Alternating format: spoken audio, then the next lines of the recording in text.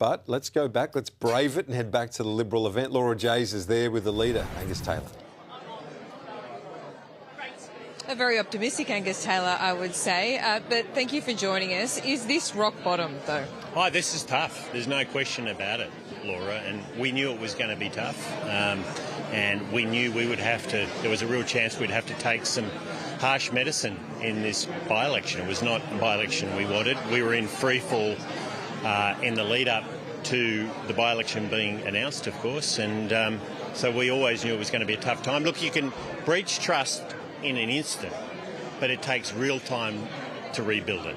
Where have you breached that trust here? Well, we breached the trust in having two bust-ups of the coalition, in, as I said when I spoke a moment ago, in focusing on the politics of convenience, not conviction, and we've got to get that trust back. And that means, as I said a moment ago, being honest with the Australian people that mass migration has not worked for this country.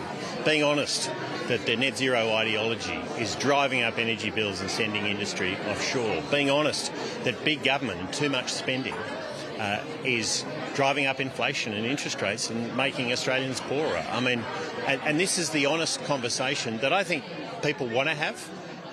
We had to take our medicine here, but we're going to be fighting hard over the next couple of years. We'll be back in Farrer. We'll be back in Farrer, and we'll be back in Farrer. We had a magnificent candidate who had to start with a cold start without warning.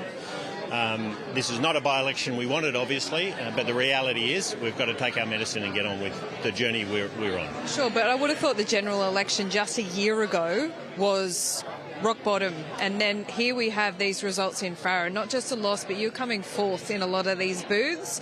You were polling the same as Family First. Yeah. You weren't even close. You weren't even an entity. What's going on? Yeah, no, look, we knew. We were in free fall.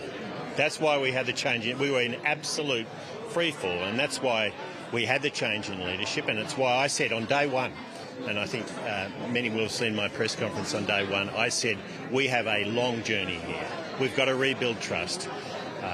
The truth is that we've seen the politics of convenience a feature in What does that mean? What do you mean by that? It means that we haven't focused on the convictions that have made our party great in the past. Do you even know what they are right now? Absolutely. I mean, we do need to get back to putting Australian values at the centre of our immigration policy.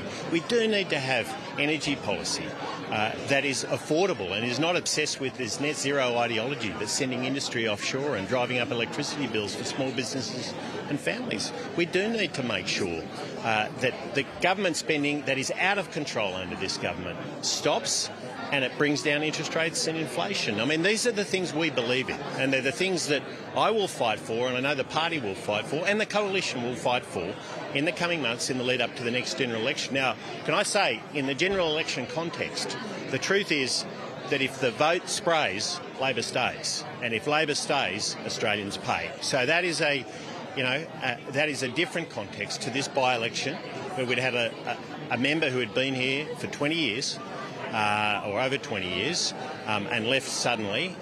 We will have a very different context. Should she have stayed and at least campaign? Obviously, it was not the by-election we wanted. I mean, I think that's pretty obvious, Laura. You keep on talking about Labor tonight. Labor isn't your existential problem right now. One Nation is. The general election's still 2 years away. You've got a Victorian election in a couple of months' time. You're going to have electorates like this right over the state Victorian election. What kind of seriousness do you now use to look at any deals with One Nation? Well, I don't think this is about deals with One Nation. This is about getting rid of a government. Wouldn't even consider it? But just hear me out. Getting rid of a Labor government that has been taking this country in the wrong direction. And most Australians feel that. Now, this by-election wasn't deciding the future government. The next one, the general election will be. It will be. And at that point, Australians will have a critical decision about whether they want to get rid of Labor. And as I say, if the vote sprays in a general election, then Labor will stay. And I firmly believe that Australians want to get rid of this rotten Labor government. That's why I'm talking about Labor. That's why I'm focusing on them. But you've got 17 seats. 17. Yeah, but my point being that this is a rotten Labor government that's taking the country in the wrong direction. We're going to see a budget this week where this Prime Minister has lied to the Australian people, has said that he's not going to impose taxes on houses, on investments, and it's very clear that he's going to impose those taxes. And Australians, I think, do believe the country's heading in the wrong direction. And our job is to convince them that the only way of getting rid of Labor is to vote for the coalition. You don't even want to talk about one nation. Well, I think the issue is a rotten Labor government.